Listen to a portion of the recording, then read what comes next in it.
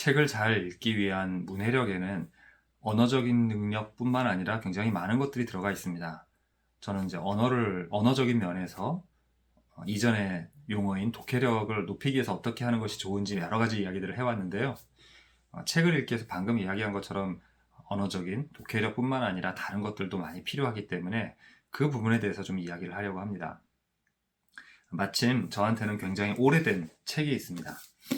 제가 이 책을 소개한다기보다는 늘 그렇듯이 이 책과 저와의 사이, 어떤 관계가 있는지, 그리고 지금 오늘 이 영상에 소개하려고 하는 그런 언어적인 것 외적인 읽는 방법, 그것을 이야기하도록 하겠습니다. 자, 이 책을 먼저 소개를 하려고 한다면요. 여기 나와 보시는 것처럼 서양의 지혜라는 제목을 갖고 있습니다. 그리고 이제 노란색인데 색깔이 그렇게 깔끔하지는 않죠. 왜냐하면 굉장히 오래된 책입니다. 최근에 이 책이 아직도 나오는지 검색을 해보니까 2017년도에 제가 갖고 있는 이 책과는 다른 출판사에서 낸 책이 있어요. 그래서 뭐 절판이라든지 이런 게 됐는지는 모르겠지만 어쨌든 이 책을 제가 샀던 연도에 비한다면 최근에 2017년도에 책이 다시 출판이 됐다라는 걸 알 수가 있습니다. 근데 표지는 지금 이 책처럼 이렇게 뭔가 예쁘지는 않았어요. 자, 이 책은 제가 처음 대학교 신입생이 됐고 저의 전공인 철학을 공부하기 위해서 몇 권의 책을 구입했는데 그때 산 책입니다. 무려 92년에 산 책입니다. 그리고 그 책을 그대로 제가 지금까지 가지고 있습니다. 그때 샀던 여러 가지 책들이 뭐 정리를 한 것들이 많이 있겠지만 이 책은 왜 그런지 그때 그렇게 열심히 읽은 책이 아님에도 불구하고 뭔가 좀 필요할 것 같아서 제가 버리지 않고 두었는데 중간에 제가 자녀한테 철학에 대해서 좀 알려주려고 할 때에도 활용하기도 하고 또 읽으라고 하기도 했었습니다. 자, 그림과 함께 보는 서양 철학사 이렇게 써 있는데 이걸 제가 그러니까 대학생이 됐을 때 산 거예요. 그러니까 대학생인데 전공 그리고 철학인데 그림과 함께 보는 이거 너무 아이들을 위한 거 아닌가? 이렇게 생각할 수가 있는데 이 책을 쓴 사람은 버트란트 러셀이라고 해서 정말 유명한 철학자입니다. 현대 철학자예요. 그래서 이 러셀이 쓴 책이고 보통 이제 어떤 공부를 시작하게 되면 그 학문의 역사, 물론 이제 과학도 과학사부터 배우는지는 모르겠어요. 근데 과학사라는 또 학문이 따로 있거든요. 근데 서양은 철학사, 서양 철학사, 동양 철학사, 그다음에 뭐 역사는 당연히 역사 자체가 역사고, 어떤 학에 대해서 이전부터 어떻게 연구를 해왔는지를 이야기를 하죠. 그러니까 그 학문을 접할 때 그 학문이 이전에는 이런 식으로 이렇게 접근을 해왔다. 이런 이론들이 있었다. 이런 소개들을 하면서 그 학문에 이제 진입하는 준비를 하게 해주는 그런 게 좀 흔해요.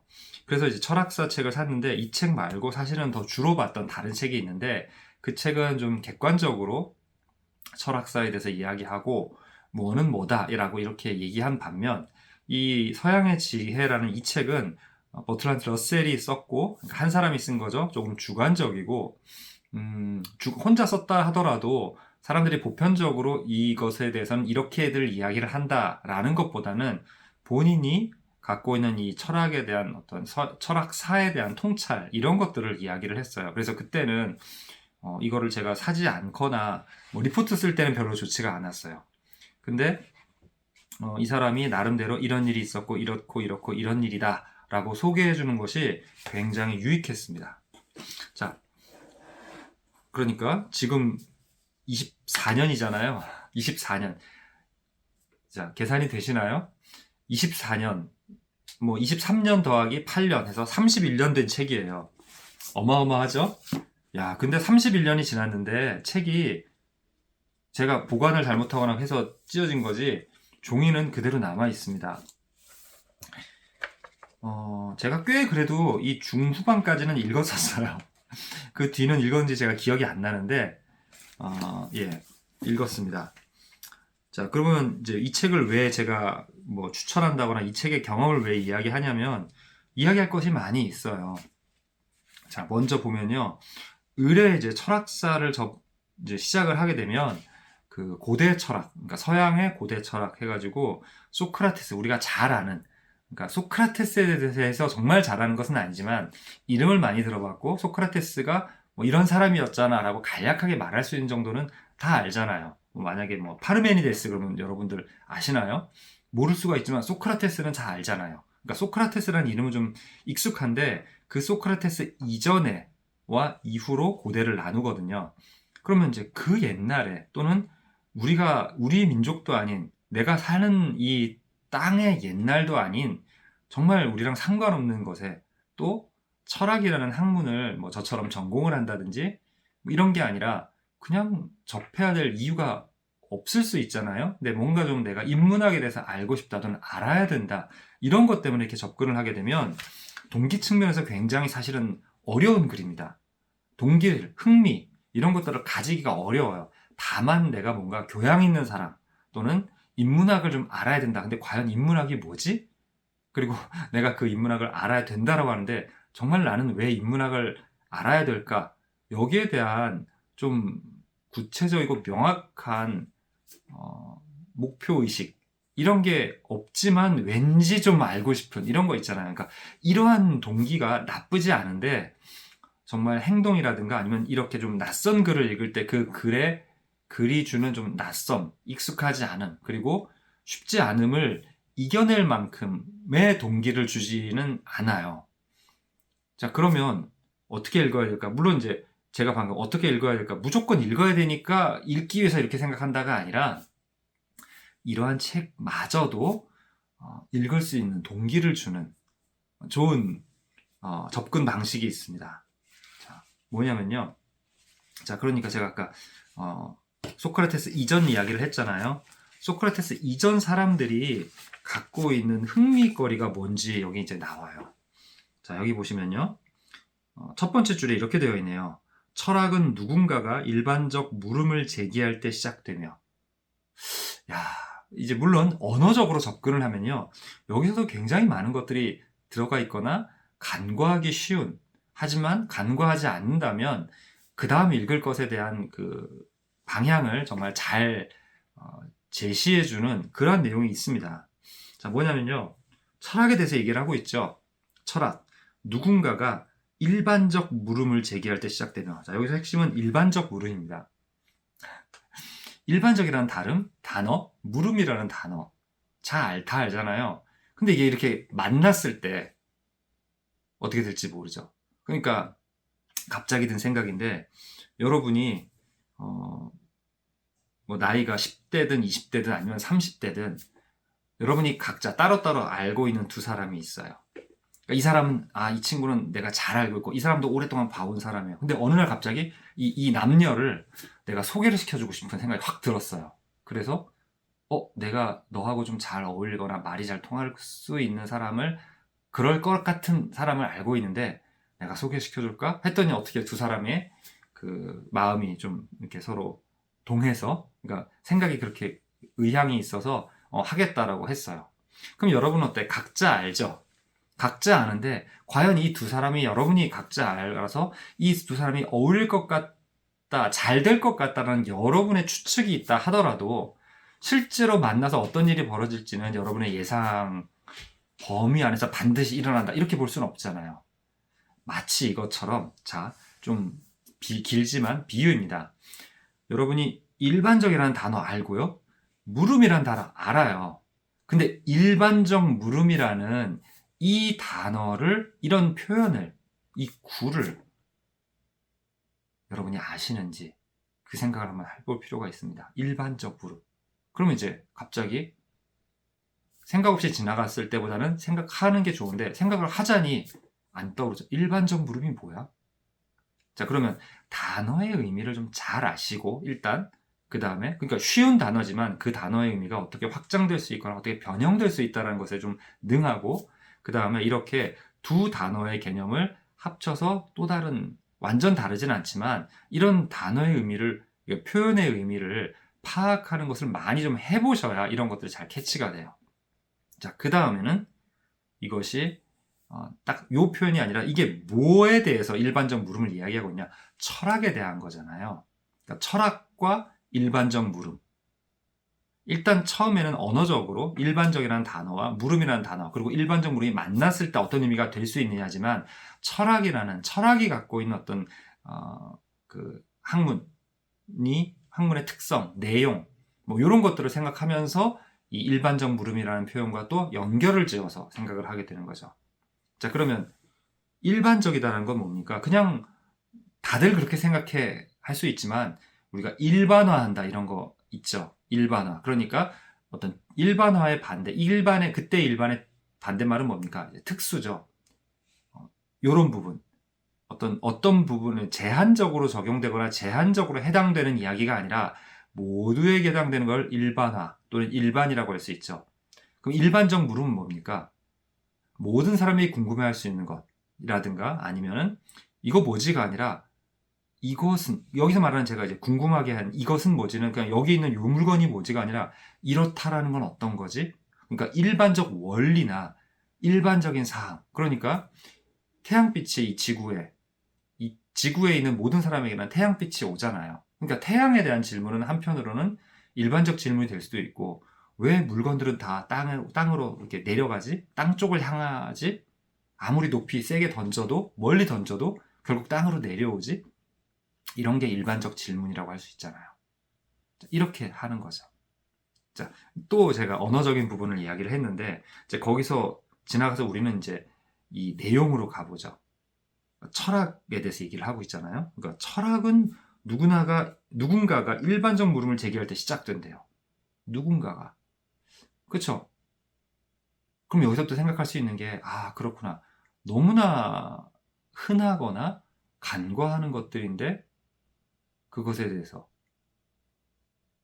누군가 의문을 제기했을 때 비로소 그 사람이 시작하든, 아니면 그 사람의 의문 제기에 의해서 또 다른 사람들이 거기에 동참하거나, 진짜 나도 궁금해 라든가, 아니면 아니 그걸 왜 몰라 이런 거야 라고 하니까 이제 처음에 의문을 제기한 사람이 아니 그건 아닌 것 같은데 라든가, 이런 식으로 막 생각이 진행이 되잖아요. 그런 거였구나. 철학은 그렇게 시작되는 거였구나. 자, 그 다음에 어쨌든 이걸 버트란드 러셀이라는 철학자가 쓴 거잖아요. 철학에 대해서 철학적으로 접근을 한 거죠. 이 사람이 생각을 했겠죠. 여기처럼 도대체 철학은 어떻게 시작됐을까?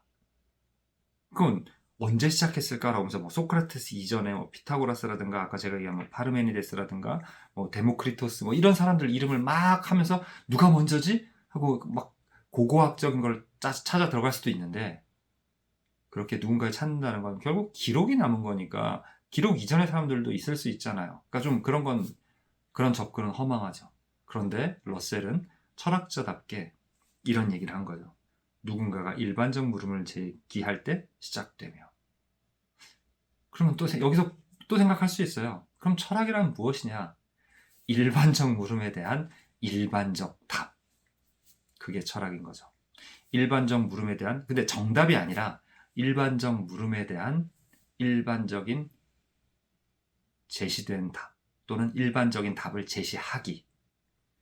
그럼 또 여기서 철학 스스로 점검을 합니다. 그런 일반적 답으로서 적절한가? 이런 것들이 다 철학이 되는 거죠. 와, 요것 갖고 꽤 몇 분 얘기했습니다.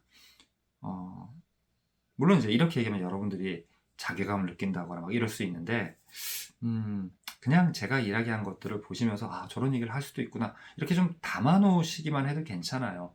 바로 따라하려고 하지 마시고요. 저는 이제 철학 전공을 했잖아요. 그리고 언어에 대해서 계속해서 연구하는 사람이니까 이런 부분들을 그래도 이만큼 좀 할 수 있죠. 물론 저보다 더 뛰어나신 분들이 많이 있을 수 있습니다. 전공을 안 하셨더라도. 그러니까 그런 분들은 그걸 이제 즐기면 되는 거예요. 자, 그러니까 만약에 그렇지 않으시다면 그냥 듣고 오, 그렇구나, 그런 거죠. 여러분들이 이런 것들 되게 즐거워하잖아요. 분위기 좋은 카페 찾아다닐 때 여러분의 방보다, 여러분의 집보다 안 멋있으면 그 카페 왜 갑니까? 안 가죠. 거길 가서 와, 여기 정말 예뻐, 여기 정말 분위기 좋아, 아기자기해, 이런 인테리어는 어떻게 했을까? 또는 그렇게 인테리어가 어려워 보이진 않지만 요것과 요것을 모아서 이런 분위기를 낼 생각을 어떻게 했을까? 이런 거 보는 게 즐거우니까, 그거 보면서 나는 왜 저 방을 이렇게 못 꾸몄을까? 이런 생각 안 하잖아요. 카페 가서 즐거워하고, 음식점 가서 또 와, 진짜 맛있다. 내가 할 수 있으면 여기 와서 돈 내고 내가 안 먹지. 이렇게 얘기하잖아요. 그러면서 와서 먹습니다. 그것처럼, 혹시 제가 이렇게 여러분에게 알려드리는 것들이, 여러분이 직접 하시기에는 조금 거리가 있다 하더라도 즐겁게 봐주세요. 그러다 보면, 아까 얘기한 것처럼 카페에서 본 어떤 좋은 인테리어 또는 좋은 분위기를 여러분이 여러분의 방에 조금 어떤 한 부분이라도 할 수도 있고, 음식점에서 밥 먹다가 너무 맛있어서 그래 이거 이렇게 하면 되지 않을까 해가지고, 아니면 뭐 유튜브나 이런 거 보면서 백 선생님 따라 하시면서 맛있는 음식 먹을 수 있잖아요. 자, 그것처럼 저의 영상을 보면서 여러분들도 적용하거나 여러분도 어느 무렵 문득 글을 볼 때 이렇게 볼 수가 있어요. 자, 그러니까 한번 잘 보세요.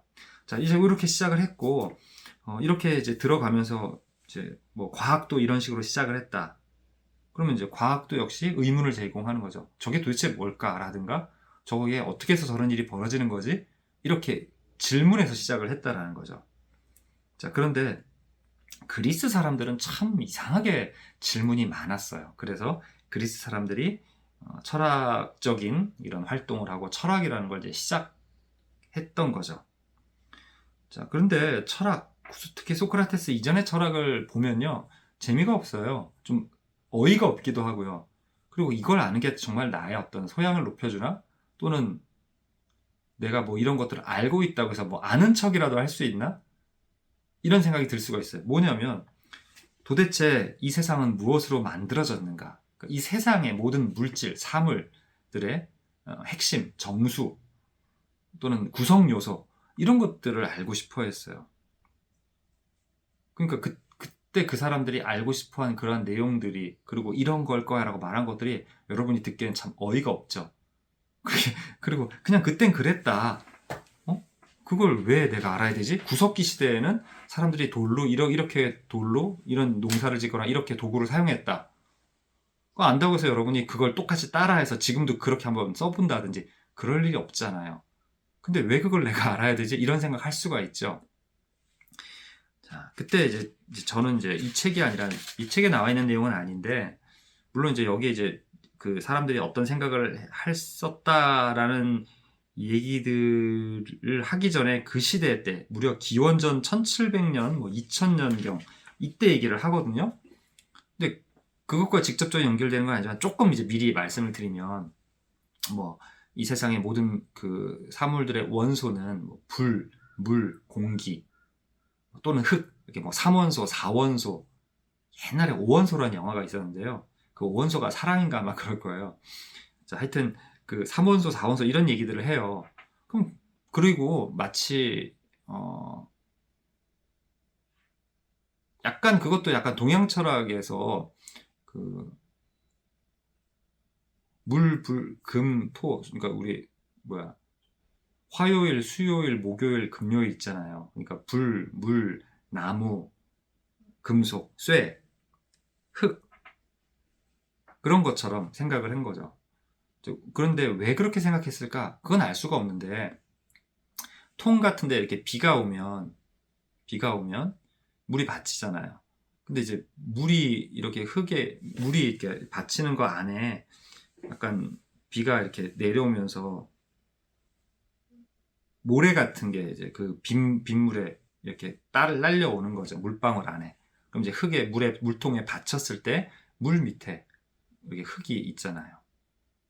아니면은 그냥 강물을 이렇게 떴는데 본인은 잘 떴다고 생각했는데 흙이 가라앉아 있다든가. 근데 그건 물론 이제 그 사람이 자기가 잘못 떴는 거를 깨달았을 수도 있죠.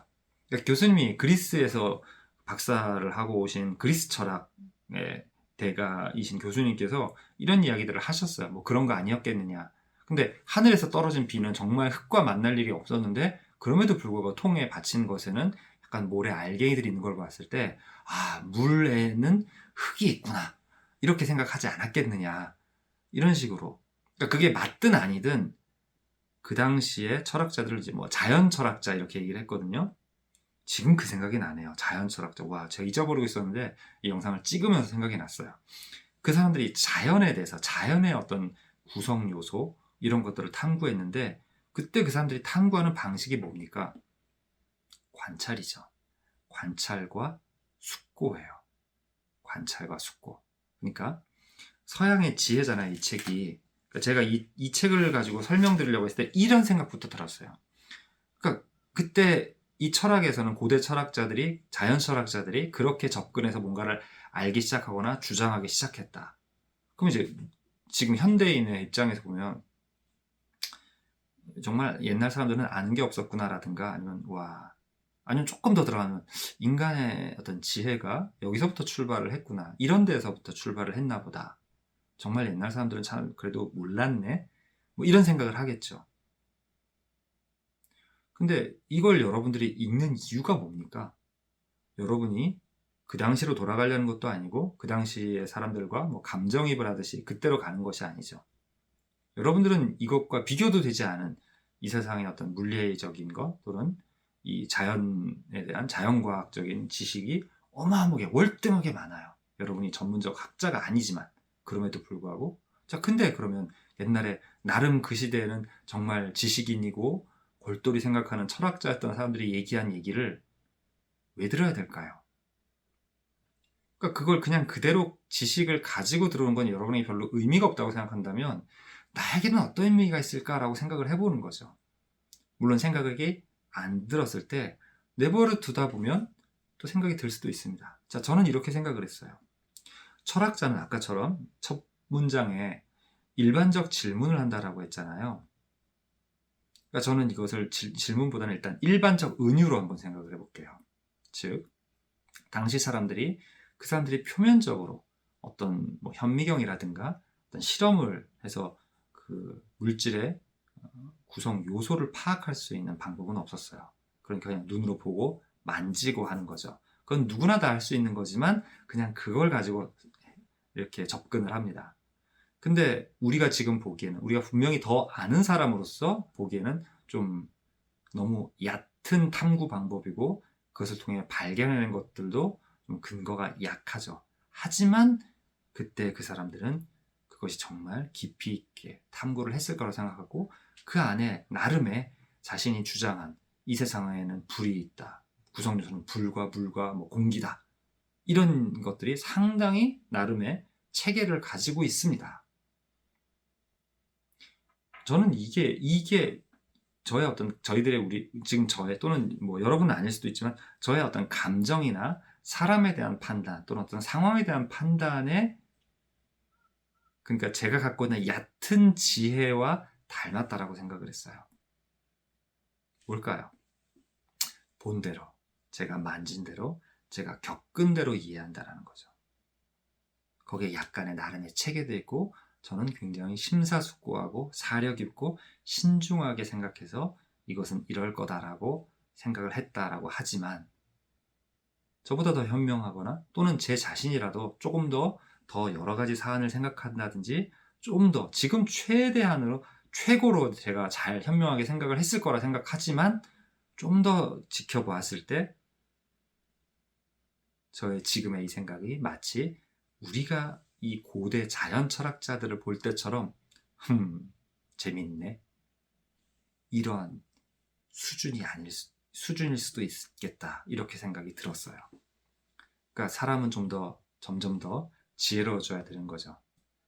여러분이 때때로 그때 왜 그랬지? 라든지, 여러분이 뭔가를 행하고 나서 즉시 후회하거나 즉시 좀 굉장히 얼굴이 화끈거리는 때도 있지만, 몇 시간 지나봐서 또는 몇 년 지나서 좀 내가 달라지거나 성장하고 나서 소위 이불킥 할 때가 있죠.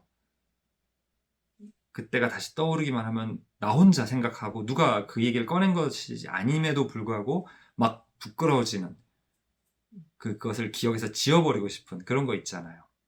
자, 그것 같은 실수, 하지만 그 당시에는 진짜 나는 이렇게 생각할 수밖에 없어 라고 생각한 게 있지 않은가. 그러면 이렇게 내가 잘못한 쪽을 생각해서 이때 자연 철학자들의 철학이 굉장히 그냥 불필요하고, 못하러 봐, 옛날 사람들 알지도 못하면서 그냥 얘기했던 거, 이렇게 하는 걸까요? 교훈을 거기서 얻을 수 있죠. 물론 이 교훈은 우리가 살아가는 데 있어서 어떤 태도, 이런 것뿐만 아니라 학문적 태도, 또는 뭐 여러 가지 제가 직업적이라든가 좀 어떤 지적인 그런 판단에 대한 올바르지 않거나 적절하지 않거나 유용하지 않거나 뭐 그런 것들을 위한 하나의 교훈이 될 수 있죠. 자, 그래서 이런 뭐 철학자, 고대 철학자들의 내용들을 읽을 때 이게 지금 나한테 어떤 도움이 될까? 내가 이것을 어떤 데 필요하고 어떤 데 도움이 될 수 있는 것으로 이 내용을 사용할 수 있을까? 이게 굉장히 유익한 읽기 전략이죠. 나에게 동기와 이 글의 쓰임새를 내가 찾으면서 읽는 거죠. 물론 그것은 여러분이 지금 어떤 당면한 또는 여러분이 지금 많이 생각하고 있고 고민거리와 연결될 수도 있어요. 그러다 보면 여러분의 그런 필요한 부분에 뭔가 해답이라든지 조언을 줄 수도 있지만 역으로 이러한 태도와 이러한 시도를 통해서 여러분들은 글을 읽을 때 여러분의 어떤 배경 지식 또는 여러분의 경험, 여러분의 생각 이런 것들이 모두 이 책이 글 읽기에 문해력에 도움을 줄 수가 있는 겁니다. 물론 이것만 있으면 된다. 당연히 아니죠.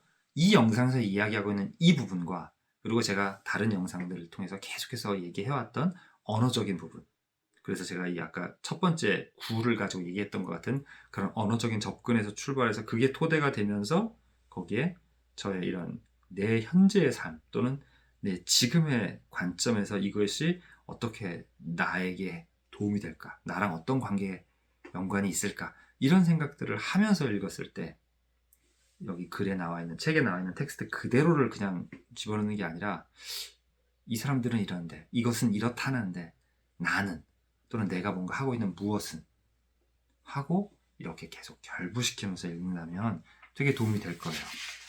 자, 뭐 이렇게 해서 알아서 하십시오가 아니라 한번 더 해볼게요. 자, 이와 같은 일반적 문제에 대해 최초로 호기심을 분명히 나타낸 건 그리스 사람들이었다. 자, 성경에 보면요, 그 바울 유명하잖아요. 바울이 그러니까 이스라엘이 아닌 다른 동네로 막 이렇게 선교를 하러 돌아다닙니다. 그러다가 이런 그리스 쪽 사람을 만나요. 그랬더니 이 인간들은 이제 바울의 관점에서 봤을 때 다신교, 여러 가지 신을 믿고 그다음에 뭔가를 이제 철학적인 이야기들, 그냥 뭘 한마디 하면은 잘 안 믿거나 막 뭔가 말로 이렇게 좀 얘기하게 하는 약간 좀 이렇게 선교가 잘 안 되는 밉살스러운 사람들이었던 것처럼 썼어요. 그랬던 걸로 제가 기억을 합니다. 자, 그런 사람들인 거예요.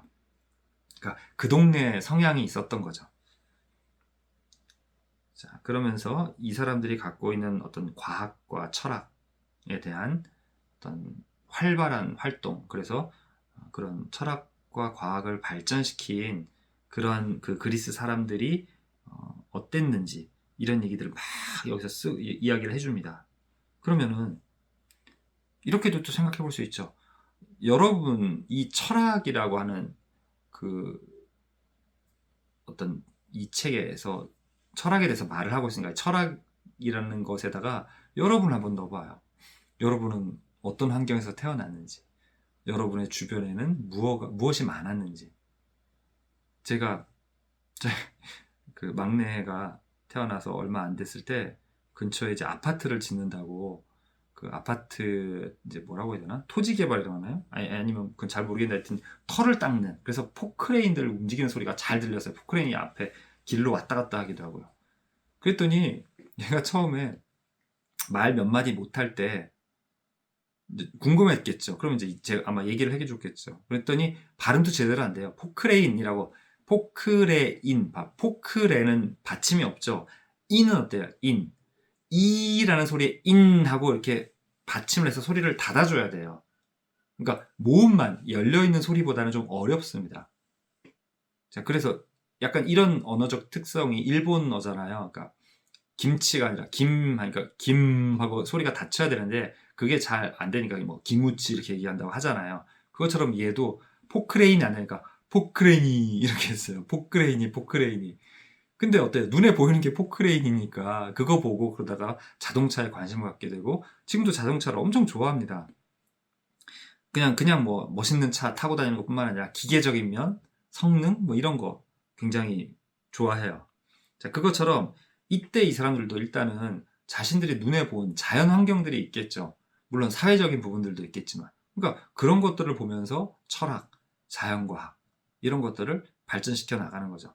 이제 다른 지역, 다른 뭐 고대 문명 쪽에서도 그런 것들이 당연히 있었어요.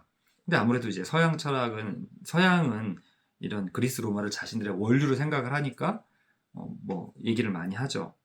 그래서 뭐 걔네만이 철학을 시작한 건 분명히 당연히 아니에요. 아닌데 그쪽 철학은 그런 식으로 생각하면서 해왔는데 여기에 여러분을 집어넣어 보시는 거예요. 나는 어디서 태어났고 나는 어떤 생각을 했고 아까 포크레인처럼 내가 주로 봤던 것 왜 그랬을까?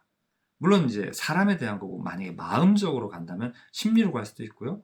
여러분이 나는 왜 이렇게 이런 성격이고 이런 친구들을 갖고 있고 이런 경험을 많이 했을까? 그럼 이제 뭐 부모님의 성향 또는 부모님의 어떤 부모님을 포함한 여러분의 어떤 배경 이런 걸 생각할 수가 있죠.